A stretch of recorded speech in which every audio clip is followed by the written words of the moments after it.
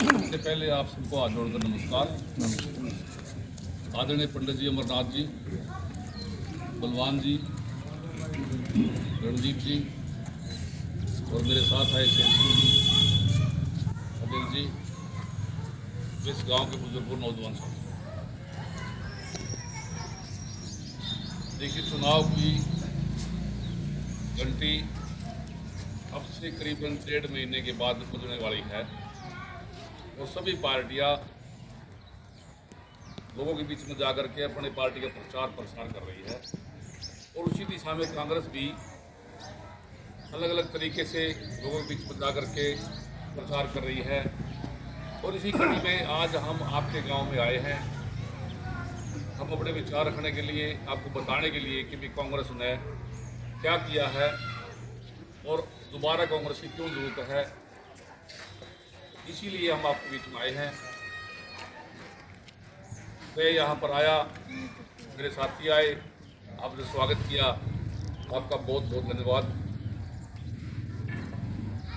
मैं आपको बताना चाहूँगा कि कांग्रेस वो पार्टी है जिसने आज से 70 साल पहले देश को गुलामी से निकाला था, आज़ाद कराया। और तब हमारे देश में सुई भी नहीं बनती थी। उस समय के हालात के अनुसार आज हम मतलब कहाँ लेकर आई कांग्रेस हमारे को, लेकिन हो सकता है समय के अनुसार कई चूक भी होगी। और पिछले 2014 में कुछ पार्टियों ने मिलकर के, जिसका नाम एनडीए है, और खासकर मुख्य जो फोटो ले ली भारतीय जनता पार्टी है, उसने षड्यंत्र के तहत झूठ बोल करके आप लोगों से रात को ले लिया, लेकिन वो रात चला नहीं पाए। सिवाय हिंदुस्तान में आपस में लड़ाना, हिंदू मुसलमान का लड़ाई झगड़ा कराना, आज तक कोई भी एक ऐसा ठोस कदम नहीं उठाएगा भारत की सरकार द्वारा कि जिससे ये लगे कि हाँ मतलब कोई ठोस निर्णय हुआ है। जितनी भी संस्थाएं पहले से बनी हुई है, नरेंद्र मोदी जी ने कोई भी एक ऐसी संस्था नहीं बनाई है जिसको आने वाले समय में मतलब देश याद रखे कि भी ऐसी संस्था बनाई है। जैसे पिछले जो इसरो थी, जो और कंपनियां बहुत हैं, लेकिन यहाँ पर भारत की सरकार द्वारा सिर्फ उनको बेचा गया है। उनको बेचा गया है, चाहे LIC है, चाहे एयरलाइंस है, चाहे और कंपनियां हैं, उनको बेचा गया है। और ये कह करके भी ये घाटे में और अपने आदमियों को दे दिया गया। वो संपत्ति आपकी थी, आप लोगों के टैक्स से ये बढ़ता है सब कुछ जो आप टैक्स देते हो। हर इंसान टैक्स देता है, वो किसी न किसी जो हम खरीदारी करते हैं उस पर सबका टैक्स होता है। और कांग्रेस एक ऐसी पार्टी है जिसने आपका भविष्य, आपके बच्चों का भविष्य, आपकी खेती से लेकर के मजदूरी से लेकर के मजदूर की दशा से सुधारने को लेकर के एक ऐसे कदम उठाए हैं जो आज भी लोग याद करते हैं। आपको याद होगा कि 75 में हमारे को प्लॉट दिए गए थे, 100 गज के प्लॉट दिए थे। वो क्यों दिए गए थे? उनको पता था कि भी गांव में स्थिति क्या है, लेकिन इस सरकार ने कोई कदम ऐसे नहीं उठाया। महंगाई को कंट्रोल करने के लिए कांग्रेस ने हमेशा ही कदम उठाए। और कोई GST जो GST लगा रखा है इस टाइम, वो GST लगाने से पूरे ही सिस्टम का व्यापार का ठप हो गया। उधर नोटबंदी करी थी किस लिए कि भाई नोटबंदी करेंगे, उससे क्या है कि नकली नोट बिल्ला छपेंगे, वो छपने बंद हो जाएंगे और जो नकली नोट है उसका प्रचार प्रसार बंद हो जाएगा। लेकिन उसका कोई असर नहीं हुआ और जितनी करेंसी थी उतनी वापस आ गई। यानी कि कुछ अपने आदमी को फायदा पहुंचाने के लिए उस टाइम उत्तर प्रदेश की सरकार का चुनाव था, सिर्फ उसको पूरा करने के लिए उन लोगों ने ऐसा किया और अब सरकार बना ली। वहाँ पर 2016 में ऐसा निर्णय लिया इन्होंने और जिसके परिणाम हम आज भी भुगत रहे हैं। उस समय कितने मतलब लोगों के साथ कितने जो नोटबंदी हुई है, नोटबंदी को लेकर के करीबन उस समय 100-125 के करीब हमारी डेथ हुई उस टाइम। और जो समस्याएं पैदा हुई वो अलग है। जो हमारा कोरोना काल था, कोरोना काल में सरकार का जो कार्य का देखा आपने किस तरह से रहा। ऑक्सीजन नहीं थी, दवाइयाँ नहीं थी, लोग तड़प तड़प के मरे और खासकर मजदूरों की हालत ज़्यादा खराब हुई। कैसे कैसे वो आज भी याद आता है जो मंजर, तो बहुत दुख होता है।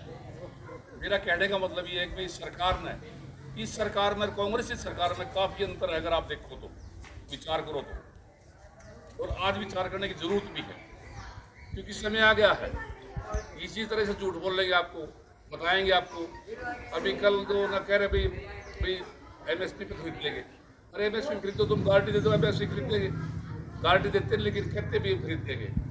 वो जो रेट पहले से तय है उस पर तो खरीदेंगे ही, लेकिन गारंटी देने में इतराज क्या है? जो तो कर रहे हो भाई केंद्र की सरकार को। यहाँ 750 किसान मर के धरने में बैठे थे, 1.5 साल 1.25 साल धरना रहा। एक भी किसी भी सरकारी किसी आदमी ने ये तक नहीं कहा कि भाई ये गलत हुआ है।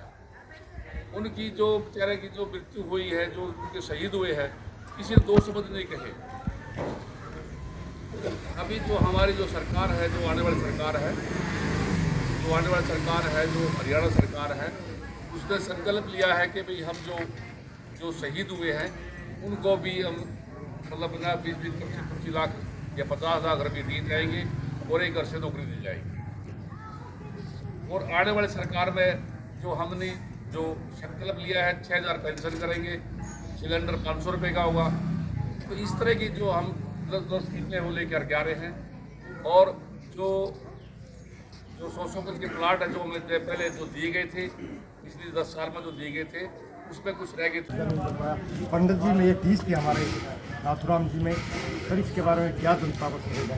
देखिए ऐसा ना, पंडित अमरनाथ ने जो बात कही है वो सच्चाई, इसमें कोई दो राय नहीं। यहाँ पर जो विधायक बना है 2009 में अलकारी दिन हुआ था, 2009 से लेकर के अब तक जो भी विधायक बना है उन्होंने कोई ध्यान नहीं दिया। वो सिर्फ टाइम पास करने के लिए चल पड़े। और यहाँ पर पता क्या है, मैं ये कहता हूँ यहाँ पर संशोधन की बहुत ज़रूरत है। जो प्रदेश लेवल पर जो कमेटी बनाई गई है, मैं उनसे भी गुजारिश करूँगा, खासकर जो हमारे मुख्यमंत्री है। और दूसरा क्या है, हमारे जो मनोहर लाल जी जो यहाँ से जो MP बने हैं, आज वो केंद्रीय मंत्री हैं, मैं उनसे भी हाथ जोड़कर निवेदन करूँगा कि इस इलाके की जो समस्या है यहाँ पर सब डिवीजन बढ़ा जाए, जो लोगों की बहुत बड़ी ज़रूरत है। शिक्षा स्वास्थ्य उनसे ये सबसे जरूरी कार्य है। देखिए ये फ्री जरूरी होना चाहिए। देखिए पता क्या, मेरे 5-6 मुद्दे हैं जो मेन मुद्दे हैं। पानी का मुद्दा है सबसे बड़ा, स्वास्थ्य का मुद्दा है, शिक्षा का मुद्दा है, सड़कें हैं, और दूसरा है लॉ एंड ऑर्डर। मेरे जो मेन मुद्दे हैं, जो अगर मुझे मौका मिलेगा तो मैं उस दिशा में काम करूँगा। बाकी तो जब समय जैसे आएगा उसके हिसाब से बता जाएगा। लेकिन मेरा जो मेन ये है, और इसके अलावा एक सामाजिक प्रोग्राम भी ये है कि भी पेड़ लगाओ, जीवन जल बचाओ। बेरोजगारी का मुद्दा, तीसरा क्या है कि जो बेरोजगारी का मुद्दा ये है कि जो यहाँ पर जो इस समय जो ना हरियाणा सरकार में 2 लाख वैकेंसी खाली पड़ी, और इस सरकार ने मैं ज़्यादा नहीं कहता 1.5-2 लाख जो ना उस सक्षम में DC रेट पे या वो क्या कौन से बैंक के हिसाब से भर्ती कर रखे हैं, कौशल रोजगार से भर्ती कर रखे हैं। बड़ा जी एक बात ये सर, बेरोजगारी कारण हमारे युवा आज देश की ओर रुख कर रहे हैं। कारण यही है बेरोजगारी हरियाणा। वे जो बेरोजगारी ना हरियाणा नंबर 1 पर पहुंच चुका है भ्रष्टाचार में। देखिए इसमें सरकार की नाकामी है, केंद्र स्तर पर भी और राज्य स्तर पर भी, दोनों तरह सरकार की नाकामी है। सरकार ने जानबूझ करके ये ऐसी नीतियाँ बना दी है और हमारा युवा हताश होकर के वो यहाँ से विदेश की ओर पलायन कर रहा है। तो और आपको मौका मिलेगा तो बेरोजगारी दूर हो जाएगी? नहीं, मेरे को मौका मिलेगा जो हमारी पॉलिसी नहीं है, जो इन्होंने पॉलिसी बना रखी है, जो कौशल रोजगार है उसको हम चेंज करेंगे। और खासकर जो पोर्टल जो सिस्टम जो छेड़ रखे हैं उन्होंने, पोर्टल में आम आदमी फंसा हुआ है, वो सारा दिन मतलब है ना उस पोर्टल के पीछे लगा रहता है, जबकि वहाँ पर कुछ नहीं हो रहा है। वो पोर्टल के हिसाब से ही जो अनावश्यक पोर्टल है सब बंद किए जाएंगे, इनकी कोई ज़रूरत नहीं है। नीलगढ़ी से आप ताल ठोकने वाले हैं? ठुकी हुई है। बिनीलो खेड़ी से ताल ठुकने की देखो मैंने अप्लाई किया है और मेरी तो ताल ठुकी हुई है, इसमें कोई दौर में ताल नहीं कह सकता उसको। देखिए मेरा तो मैं वर्कर हूँ, पार्टी का वर्कर हूँ, मैंने टिकट के लिए अप्लाई किया है। मैं पिछले 12-15 साल से यहाँ पर काम कर रहा हूँ और मैं सबसे जितने भी टिकट मांग रहे हैं, हमारे जितने साथी हैं वो टिकट मांग रहे हैं, मैं उनसे सबसे सीनियर हूँ और सक्षम हूँ सबसे ज़्यादा। और पार्टी इस बात पर विचार करेगी। वफादार हूँ पार्टी का, वफादार हूँ, निष्ठावान हूँ और कर्मठ हूँ, इसमें कोई दो राय नहीं है। और मुझे विश्वास है कि पार्टी मुझे मौका देगी और मौका देगी तो मैं आप लोगों के बीच आऊँगा और आप लोगों से पार्टी की वोट के लिए अपील करूँगा। उसके बाद जो निर्णय जनता का होगा उसका स्वागत करेंगे। जी ये थे राजेंद्र बड़ा जी। पंडित जी